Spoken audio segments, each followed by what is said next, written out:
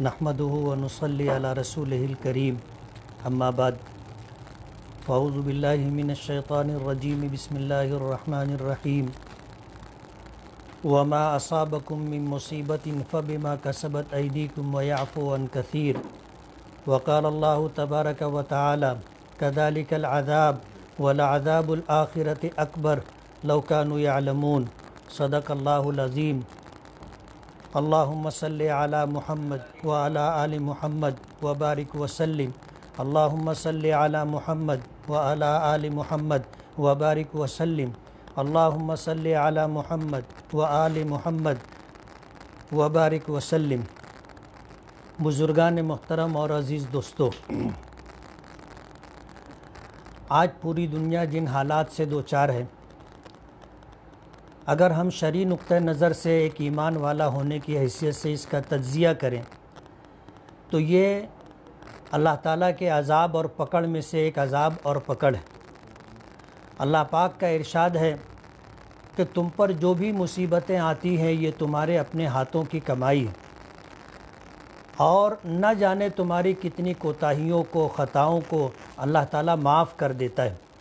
आज इस वक्त तो पूरी दुनिया कोरोना वायरस जैसी बीमारी से मुतासिर है और पूरी दुनिया के एक बड़े रकबे के ऊपर लॉकडाउन की वजह से इंसानियत परेशान है।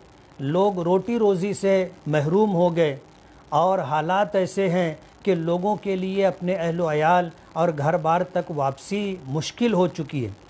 ऐसे हालात के अंदर एक मुसलमान होने के नाते अगर हम इस पर गौर करते हैं तो ये बात हमें नुमायां तौर पर नज़र आती है कि दुनिया की वो बड़ी बड़ी ताकतें जिन्हें अपने असबाब और वसाइल पर, जिन्हें अपनी साइंसी तरक्यात पर बड़ा नाज था, आज कुदरत के सामने उन्होंने घुटने टेक दिए हैं और अपनी बेबसी का इजहार कर दिया। हमें पता है कि दुनिया के बड़े बड़े मुल्कों के सरबराहों ने आसमान की तरफ देख करके ये कहा कि अब जो भी होगा आसमान वाला करेगा। ये हमारा अक़ीदा है कि कायनात के अंदर एक पत्ता भी अल्लाह की मर्ज़ी के बग़ैर नहीं हिलता। इस कायनात के अंदर जो होता है वो अल्लाह की मर्ज़ी से और अल्लाह के फ़ैसले से होता है। कोरोना वायरस की बीमारी से आज इंसानियत दो चार है और परेशान हाल है। ईद के इस मुबारक मौके पर हम अहले आलम को, दुनिया वालों को ये पैगाम देना चाहेंगे कि अल्लाह ताला ने ये कायनात बनाई। इस कायनात में अल्लाह ने बेशुमार मखलूक़ात पैदा की। उन मखलूक़ात में अल्लाह पाक ने इंसानों को अशरफुल मखलूक़ात बनाया। हमारे आका, हमारे पैगंबर हज़रत मोहम्मद मुस्तफ़ा सल्लल्लाहु अलैहि वसल्लम ने आज से 1400 साल पहले ये बात फरमाई थी कि इन्न दुनिया खुलिक़त लकुम व इन्नकुम कि ये पूरी कायनात अल्लाह ने तुम्हारे लिए बनाई है और तुम्हें अल्लाह ने आखिरत के लिए पैदा किया है। आसमान हो, ज़मीन हो, चाँद हो, सितारे हों, कायनात की बड़ी से बड़ी मखलूक को अल्लाह पाक ने इंसानों की खिदमत पर मामूर किया और इंसान मखदूम है और सारी दुनिया उसके खादिम है। ऐसे हालात के अंदर नबी करीम सल्लल्लाहु अलैहि वसल्लम का इरशाद मुबारक है कि इंसानों के जैसे आमाल आसमान पर जाएंगे अल्लाह पाक की तरफ से वैसे ही फ़ैसले ज़मीन पर उतारे जाएंगे। यानी अल्लाह ताला का इस दुनिया में एक निज़ाम है जिसे हम जज़ा और सज़ा का निज़ाम कह सकते हैं। इंसान की ख्वाहिशात, इंसान का नफ्स उसे बुराई की तरफ बुलाता है। शैतान उसे बदी के गुनाहों के रास्ते पर ले जाने की कोशिश करता है। अल्लाह ताला अपने बंदों को नेकी के रास्ते की तरफ बुलाता है। वो इंसान जो अल्लाह के पैगाम को मान करके, अल्लाह के पैगाम को सुन करके इताअत के रास्ते पर चलते हैं और नेकी के राह इख्तियार करते हैं, अल्लाह ताला उन्हें अपनी नेमतों से माला माल करता है। वो लोग जो नफ्स और ख्वाहिशात के रास्ते पर चलते हुए गुनाहों का रास्ता इख्तियार करते हैं वो अल्लाह ताला को नाराज़ करते हैं और अल्लाह ताला की नाराज़गी उनके लिए अज़ाब और पकड़ का सबब बन जाती है। अल्लाह ताला ने इस दुनिया में जज़ा और सज़ा का एक निज़ाम बनाया है। नेकी करने पर अल्लाह जज़ा देते हैं और गुनाहों के रास्ते पर चलने पर अल्लाह ताला सज़ा देते हैं।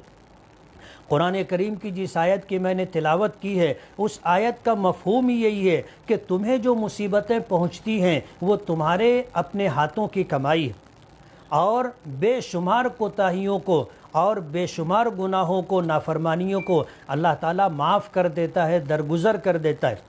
اللہ تعالیٰ کے اس ارشاد کا مفہوم و مطلب یہ ہے کہ اگر ہم نے گناہوں کے راستے پر چلتے ہوئے اللہ کو ناراض کیا ہے، اگر ہر نافرمانی پر اللہ تعالیٰ ہماری پکڑ کرنے لگے تو پھر ہمارے لیے جینا مشکل ہو جائے گا۔ اللہ تعالیٰ کا دنیا کا ایک نظام ہے جسے جزا اور سزا کا نظام کہا جاتا ہے۔ اللہ تعالیٰ اپنے بندوں پر ذرہ برابر بھی ظلم نہیں کرتا۔ اللہ تعالیٰ اپنے بندوں پر 70 ماؤں سے زیادہ مہربان ہے، لیکن جب بندے اللہ تعالیٰ کو ناراض کرتے ہیں، نافرمانی کے راہ پر چلتے ہیں، تو پھر اللہ پاک کی طرف سے حالات آتے ہیں، اللہ پاک کی طرف سے پکڑ آتی ہے۔ یہ دنیا اللہ پاک نے انسان کے لیے امتحان کی جگہ بنائی۔ ایک انسان کو اللہ نے نیکی اور بدی کرنے کا اختیار دیا ہے، وہ اپنی مرضی سے چاہے تو نیکی کے راستے پر چلے، اپنی مرضی سے چاہے تو گناہوں کے راستے پر چلے۔ اللہ نے اسے اختیار دیا ہے۔ کچھ چیزوں میں بندہ مجبور ہے، جیسے زندگی اور موت، کہ انسان اپنی مرضی سے جب تک چاہے جیے اور جب مرنا چاہے مر جائے، یہ اس کے اختیار میں نہیں ہے۔ یہ اس کے اختیار میں نہیں ہے کہ وہ امیر بننا چاہے تو امیر بن جائے اور غریب رہنا چاہے تو غریب رہے۔ یہ اس کے اختیار میں نہیں ہے کہ وہ ہمیشہ صحت مند رہنا چاہے تو صحت مند رہے، اور اگر بیماری میں مبتلا ہونا چاہے تو پھر بیماری میں مبتلا ہو جائے۔ اسے یہ اختیار نہیں ہے کہ عزت اور ذلت اپنی مرضی سے حاصل کر لیں۔ یہ کچھ چیزیں ہیں جو اللہ نے اپنے قبضے قدرت میں رکھی ہیں، لیکن نیکی اور بدی کا اختیار اللہ پاک نے اپنے بندوں کو دیا ہے۔ یہ دنیا ہمیشہ رہنے کی جگہ نہیں ہے، یہ ہمارا عارضی ٹھکانہ ہے۔ اس دنیا میں آنے سے پہلے ہم ماں کے پیٹ میں تھے، وہ بھی ایک عالم تھا، اور ماں کے پیٹ میں آنے سے پہلے ہم عالم ارواح میں تھے، جہاں اللہ نے ساری روحوں کو پیدا فرما کر یہ پوچھا تھا، الست بربکم، کیا میں تمہارا پروردگار نہیں ہوں؟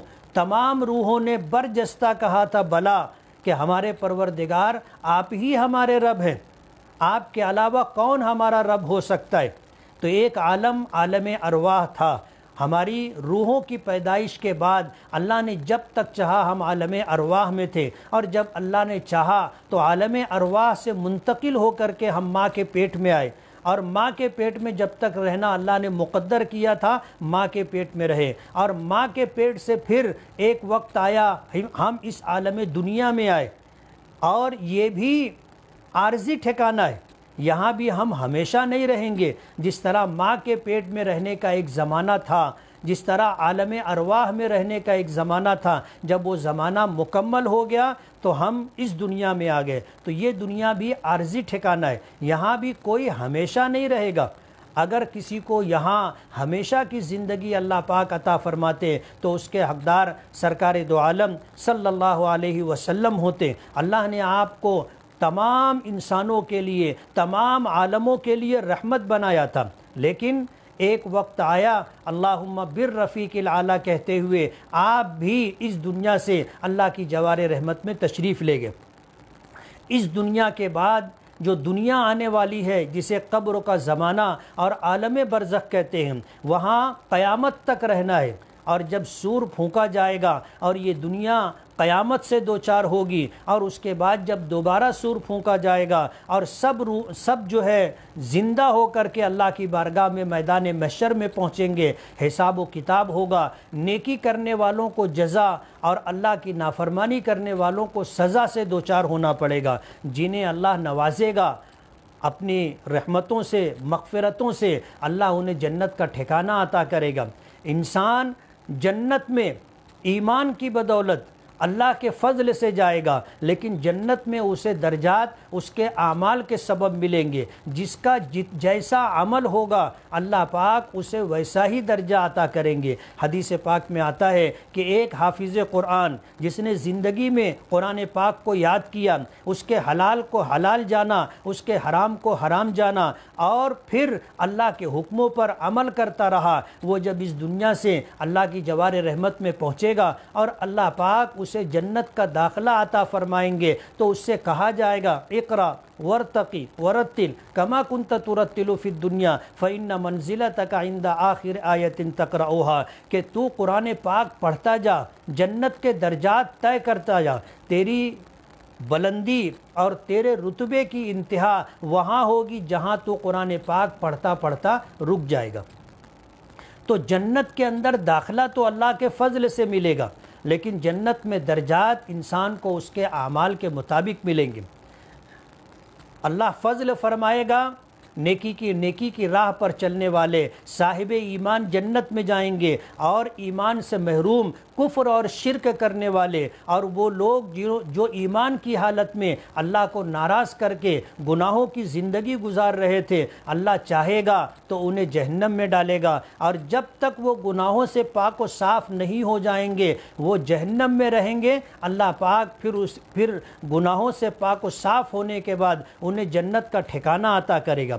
آج اس موقع پر میں یہ پیغام دینا چاہوں گا کہ اگر تاریخ عالم پر آپ نظر ڈالیں تو آپ کو یہ چیز نمایاں طور پر نظر آئے گی کہ اللہ کا ایک نظام ہے جسے جزا اور سزا کا نظام کہتے۔ دنیا میں حالات بلا وجہ نہیں آتے، حالات آنے کے کچھ نہ کچھ اسباب ہوتے۔ ایک بات اچھی طرح ہمیں سمجھ لینا چاہیے کہ صاحب ایمان ہونے کی وجہ سے یا مسلمان ہونے کی وجہ سے مصیبتیں نہیں آتی، مصیبتیں نافرمان ہونے کی وجہ سے آتی ہیں۔ ورنہ تاریخ عالم پر آپ نظر ڈالو گے تو یہ چیز تمہیں نمایاں طور پر ملے گی کہ جن لوگوں نے اللہ کے حکموں کو پورا کیا، نیکی کی راہ پر چلتے رہے، اللہ تعالیٰ نے اس دنیا میں انہیں راحت، چین و سکون اور اپنی نعمتوں سے مالا مال فرمایا۔ لیکن وہ لوگ جو اللہ کو ناراض کر کے نافرمانی کی راہ پر چلتے رہے، ان پر اس دنیا میں عذاب آیا۔ مثال آپ اگر دیکھیں گے تو ابلیس ہے، جو شیاطین کا جو ہے سرخیل ہے، اس نے اللہ کی اتنی عبادت کی تھی کہ روئے زمین کا کوئی چپا اس کے سجدوں سے خالی نہیں رہا۔ اللہ تعالیٰ نے اسے فرشتوں میں شامل کیا، عزازیل نام دیا، لیکن جنت میں رہتے ہوئے جب اس نے اللہ کی نافرمانی کی، حضرت آدم علیہ نبینا علیہ السلام کو جب اللہ نے بنوایا، اللہ نے فرشتوں کو حکم دیا کہ ان کا مجسمہ بنایا جائے، اور پھر اللہ نے ان میں روح ڈال دی۔ آدم علیہ السلام کو جب اللہ نے زندگی عطا کی تو حکم ہوا کہ آدم علیہ السلام کو سجدہ کریں۔ تمام فرشتوں نے سجدہ کیا، لیکن ابلیس نے انکار کر دیا، اور اس انکار کی وجہ سے اللہ پاک نے جب اسے فرشتوں میں شامل کیا تھا اسے نکلنے کا حکم دیا، فرمایا فخرج منہا فإنک رجیم، کہ تو یہاں سے نکل جا، تو مردود ہے۔ وإن علیک لعنتی الی یوم الدین، اور تجھ پر میری لعنت قیامت کے دن تک، بدلے کے دن تک ہوتی رہے گی۔ ابلیس اپنی عبادتوں کی وجہ سے اللہ کے یہاں نوازا گیا تو وہ فرشتوں میں شامل کیا گیا، لیکن جب اس نے نافرمانی کی تو پھر اسے راندہ درگاہ کر دیا گیا اور ہمیشہ کے لیے مردود قرار دے دیا گیا۔ آپ دیکھو گے حضرت نوح علیہ السلام کا زمانہ، اللہ تعالیٰ کے برگزیدہ بندوں میں سے ایک نبی ہیں، اللہ تعالیٰ نے لمبی زندگی دی تھی، 950 سال تک انہوں نے تبلیغ کی، لیکن ان کی قوم کے لوگوں نے جن کے حصے میں سعادت لکھی تھی انہوں نے ایمان قبول کیا۔ کتابوں میں آتا ہے کہ 70 لوگوں نے ایمان قبول کیا تھا، اور پوری قوم نافرمانی پر تلی ہوئی تھی، اور نافرمانی میں حد سے آگے بڑھ گئی، اللہ کے عذاب کو دعوت دیتی تھی۔ حضرت نوح علیہ السلام پر اللہ پاک کی طرف سے حکم آیا کہ آپ کشتی بناؤ۔ نوح علیہ السلام نے جب کشتی بنانا شروع کی تو بستی کے لوگ آ کر مذاق اڑایا کرتے تھے کہ یہاں کہاں سمندر ہے، یہاں کہاں دریا ہے جو تم کشتی بنا رہے ہو اور کشتی چلاؤ گے۔ اللہ پاک کا حکم تھا کہ ان کے کسی سوال کا جواب نہ دیا جائے۔ اور پھر وہ وقت بھی آیا کہ جب کشتی مکمل ہو گئی اور قوم اپنی نافرمانی میں حد سے بڑھ گئی تو اللہ پاک کا عذاب آیا، اور پھر زمین اور آسمان دونوں طرف سے، آسمان سے بارش ہونے لگی اور زمین سے پانی ابلنے لگا۔ کتابوں میں آتا ہے کہ تنور جہاں آگ دہکا کر کے روٹیاں بنائی جاتی ہیں اس میں سے بھی پانی ابل رہا تھا، اور پھر اللہ پاک نے سب کو غرق کر دیا۔ اللہ تعالیٰ نے اپنے نبی حضرت نوح علیہ السلام سے یہ کہا تھا کہ جب میرا عذاب آئے گا تو تمہیں صبر کرنا ہے، تمہیں مجھ سے کوئی سوال نہیں کرنا ہے، دعا نہیں کرنی ہے، منع کر دیا گیا۔ اور وہ وقت آیا کہ نوح علیہ السلام کی پوری قوم، جس میں ان کا سگا بیٹا بھی تھا، نافرمان تھا، اللہ کا عذاب آیا اور یہ پوری قوم غرق کر دی گئی۔ حضرت نوح علیہ السلام نے بشری تقاضے کے پیش نظر پدری شفقت سے مجبور ہو کر کے اپنے بیٹے سے کہا تھا کہ بیٹے کشتی میں آ جاؤ، تو بیٹے نے کہا تھا کہ نہیں، میں پہاڑ کی چوٹی پر چڑھ جاؤں گا اور یہ بلندی مجھے غرق ہونے سے بچا لے گی۔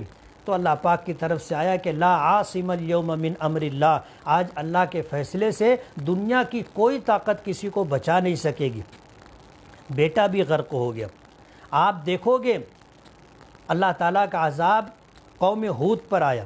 یہ وہ قوم تھی جو یہ کہا کرتی تھی کہ من اشد منا قوہ، ہم سے زیادہ طاقتور کون ہے، ہم سے زیادہ طاقتور قوم ہے۔ اللہ تعالیٰ نے تن و توش جو عطا کیا تھا وہ کھجور کے درختوں کی طرح بلند و بالا تھا، اور اسی کی مناسبت سے چوڑا تھا۔ اتنے بلند و بالا قد و قامت کے لوگ تھے، انہیں اپنی قوت پر ناز تھا۔ کہنے لگے من اشد منا قوہ۔ جب اللہ کے نبی حضرت ہود علیہ السلام نے اللہ کے عذاب سے انہیں ڈرانا چاہا تو وہ یہ کہنے لگے کہ ہم سے زیادہ طاقتور کون ہوگا۔ اللہ پاک نے قرآن کریم میں فرمایا کہ اللہ نے ان جیسے لوگوں کو دوبارہ پیدا نہیں کیا، اتنے طاقتور لوگ تھے۔ اللہ پاک نے فرمایا کہ اللہ الذی خلقہم ہوا اشد منہم قوہ، کہ اللہ نے ان کو پیدا کیا ہے، اللہ ان سے زیادہ طاقتور ہے۔ حدیث پاک میں آتا ہے کہ جب اللہ نے ہوا کا عذاب بھیجنے کا فیصلہ کیا تو ہوا پر مامور جو فرشتہ تھا اسے اللہ نے حکم دیا کہ ہوا کے خزانے میں سوراخ کرو۔ تو اس فرشتے نے اللہ سے پوچھا تھا کہ بیل کے نتھنے کے برابر سوراخ کروں یا کم؟ تو حدیث پاک میں آتا ہے کہ ہاتھ کی کانی انگلی کے برابر سوراخ کرنے کے لیے کہا گیا، اور اتنا سوراخ ہونے کے بعد جب اس سے ہوا نکلی تو وہ ہوا اتنی تیز و تند تھی کہ اتنے طاقتور، اتنے قد و قامت رکھنے والے لوگ ہوا میں تنکوں کی طرح اڑکے تھے، اور اللہ نے انہیں زمینوں پر پٹک پٹک کر کے مارا۔ آتا ہے کأنہم اعجاز نخل خاویہ، جب وہ مر گئے تو زمین پر ایسے پڑے تھے جیسے کھجور کے درخت اکھڑ جاتے ہیں تو ان کے تنے زمین پر جس طرح پڑے ہوتے ہیں اسی طرح یہ پڑے ہوئے تھے۔ آپ حضرت قوم سمود کا حال، حضرت صالح علیہ السلام کی قوم کا حال دیکھو گے کہ اللہ کے نبی کی نافرمانی کی، اللہ پاک نے ان پر بھی عذاب بھیجا۔ قوم لوط ہے، قوم شعیب ہے، ان کے اوپر عذاب آتا رہا۔ فرعون ہے، نمرود ہے، قارون ہے، شداد ہے، اللہ کا عذاب آتا رہا۔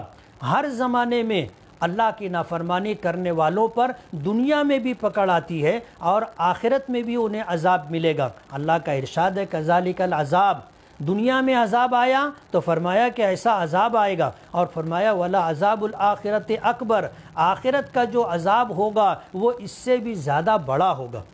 آج اس موقع پر عید کے دن ہم لوگ جن پابندیوں سے دوچار ہیں کہ ہمیں عید کی نماز کے لیے عیدگاہ پر جانے سے روک دیا گیا، اللہ کا گھر رمضان المبارک جیسے مبارک ایام میں ہم لوگوں کے لیے بند کر دیا گیا، یہ اللہ کا عذاب ہے کہ اللہ نے ہم ایمان والوں پر اپنے گھر کا دروازہ بند کر دیا، حرمین شریفین کے دروازے بند کر دیے گئے، اور پوری دنیا میں عبادت گاہوں کو دروازے بند کر کے تالا لگا کر کے ہم جیسے لوگوں کو اپنے گھر آنے سے اللہ نے روک دیا۔ یہ بہت بڑا عذاب ہے، یہ بہت بڑا عذاب ہے۔ ہمیں عید نہیں منانی ہے، اللہ ہمارے لیے اپنی عبادت گاہوں کے دروازے کھلوا دیں. ہمیں اپنے رب کو منانا ہے, ہمیں اپنے رب کو منانا ہے. آج یہ موقع محاسبے کا ہے, ہمیں اپنے اعمال کا جائزہ لینا چاہیے. عید کا دن خوشی کا دن ہوتا ہے. اللہ نے 2 دن ہمارے لیے خوشیوں کے بنائے ہیں, ایک عید الفطر اور ایک عید الاضحیٰ. عید الفطر کا موقع مہینے بھر کے روزے, مہینے بھر کی تراویح, مہینے بھر کی تلاوت اور صبر کے ساتھ اللہ کی بارگاہ میں ہم اللہ کے حکموں کی تعمیل کرتے ہیں. اسی لیے حدیث پاک میں آتا ہے کہ الصوم لی وانا اجزا بہ, کہ روزہ میرے لیے رکھا جاتا ہے اور میں ہی اس کا بدلہ ہوں. روزہ وہ عبادت ہے کہ اللہ جانتا ہے کہ میرے بندوں میں سے کون روزہ ہے اور کون روزے سے نہیں ہے, یہ اللہ جانتا ہے. اللہ پاک نے خود اس کی جزا دینے کا یا خود کو اس کی جزا ٹھہرایا. روزہ ایک ایسی عبادت ہے کہ رمضان المبارک کے ان مبارک ایام میں جن لوگوں نے پہلے عشرے میں اللہ کی عبادتوں کا اہتمام کیا, اللہ نے اپنی رحمتوں سے نوازا. دوسرے عشرے میں جن لوگوں نے اللہ کی اطاعت کی, روزوں کے ساتھ تراویح کے ساتھ اپنے ایام گزارے, اللہ پاک کی طرف سے انہیں مغفرت کا پروانہ ملا. تیسرے عشرے میں جن لوگوں نے اللہ کی فرما برداری کی, روزے اور تراویح کے ساتھ اللہ کو راضی اور خوش کرنے کا اہتمام کیا, اللہ پاک نے انہیں جہنم سے خلاصی اور نجات کا پروانہ عطا کیا. آج عید کا دن ہے اور عید کے دن یہ خوشیوں کا دن ہوتا ہے, لیکن آج دنیا میں بسنے والے روئے زمین پر جتنے مسلمان ہیں وہ عید کی سچی خوشیوں سے محروم ہیں.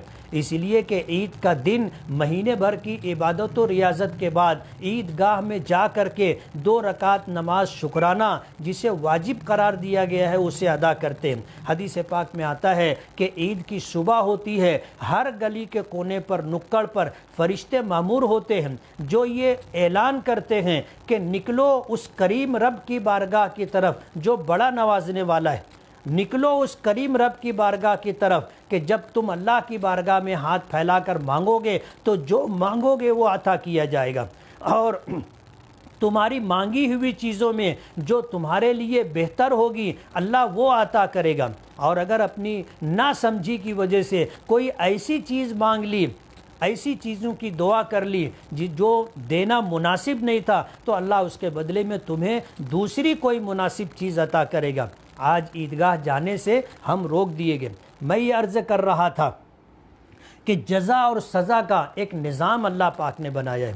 آج ہم پر جو حالات ہیں یہ ہماری نافرمانیوں کی وجہ سے, یہ اللہ کا عتاب ہے, اللہ کا عذاب ہے. دنیا کی بڑی بڑی طاقتیں عاجز اور بے بس ہو گئیں اور سب ایک زبان ہو کر کے کہتی ہیں کہ کرونا وائرس جیسی بیماری جو وبائی مرض کی شکل اختیار کر چکی ہے اس کا کوئی علاج نہیں, اس کی کوئی دوا نہیں ہے, اس کے آج تک اس کا کوئی ویکسین ایجاد نہیں کیا جا سکا. ہم تو یہ کہتے ہیں کہ جب اس کی دوا نہیں ہے تو اب ہمارے پاس ایک ہی سہارا ہے اور وہ ہے دعا. ہم دعا سے اپنے رب کو راضی کر سکتے ہیں اور دعا ہی ہمارے لیے علاج ہے, اس لیے کہ اللہ ہی شافی مطلق ہے. حضرت ابراہیم علیہ السلام نے فرمایا کہ وَإِذَا مَرِضْتُ فَهُوَ يَشْفِينِ, کہ جب میں بیمار ہوتا ہوں تو وہی مجھے شفا دیتا ہے. شفا اللہ کے قبضے قدرت میں ہے. آج ہماری محرومی کی بات یہ ہے کہ ہم اللہ کے گھر جا کر کے یا عیدگاہ پر جا کر کے دعا کرنے سے بھی محروم کر دیے گئے, روک دیے گئے.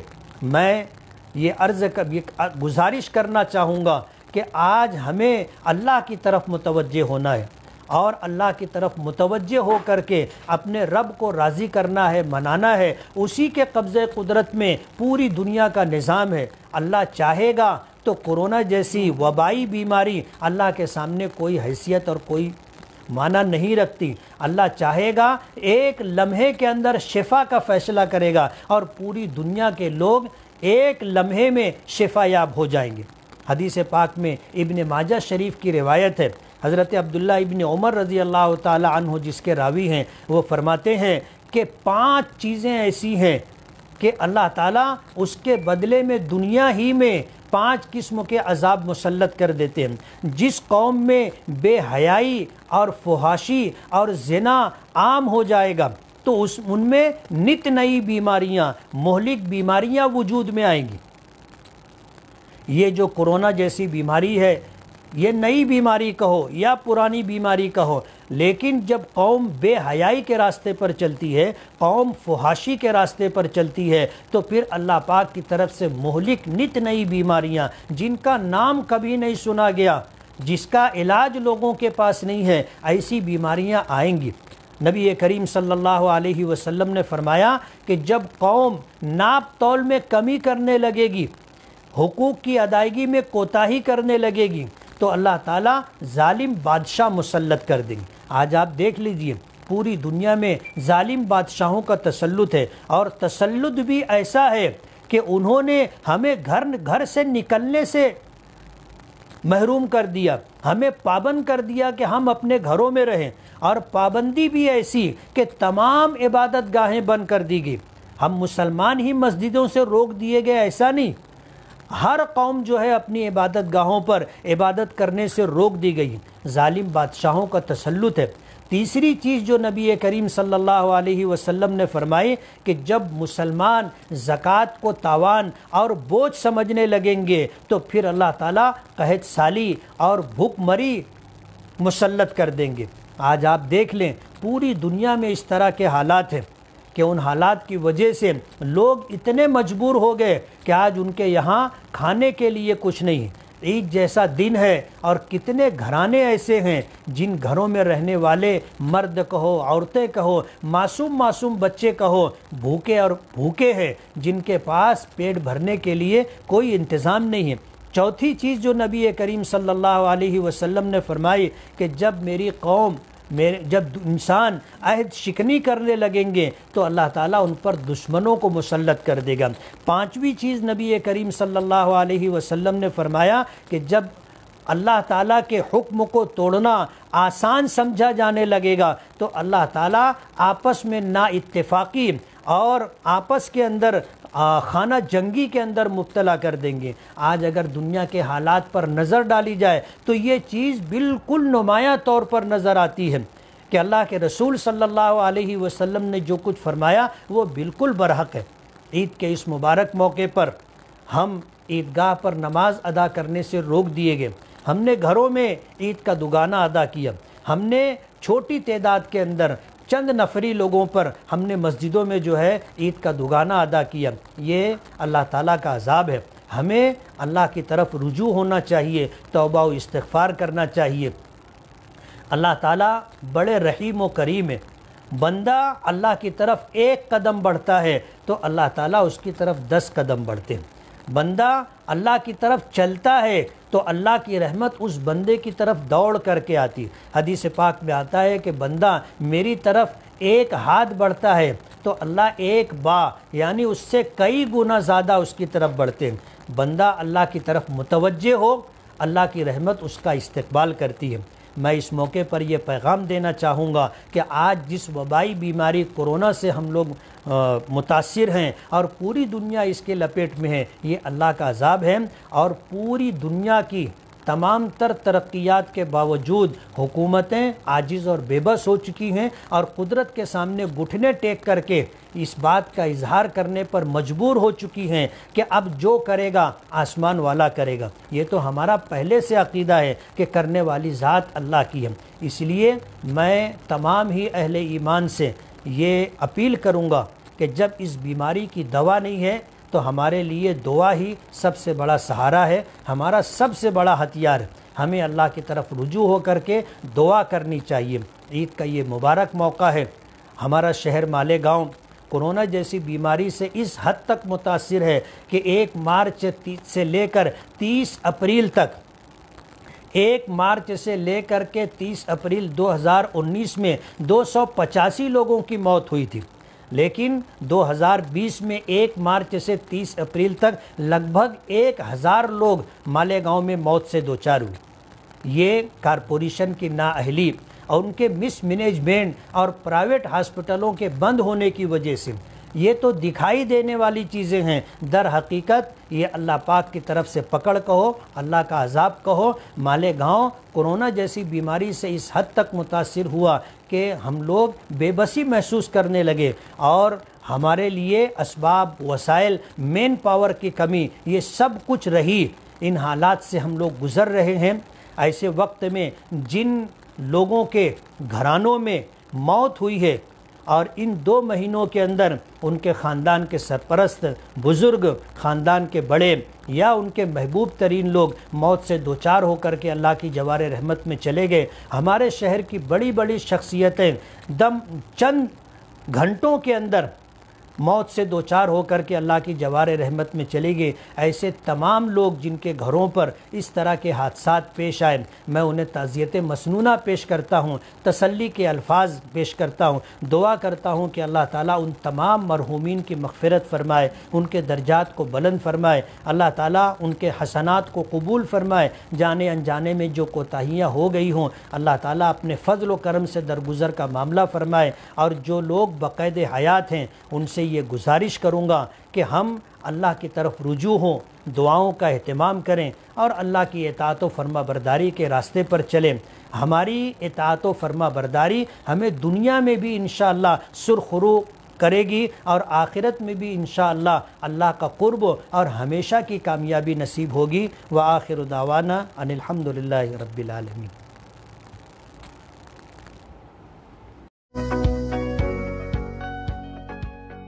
Please like and subscribe my YouTube channel.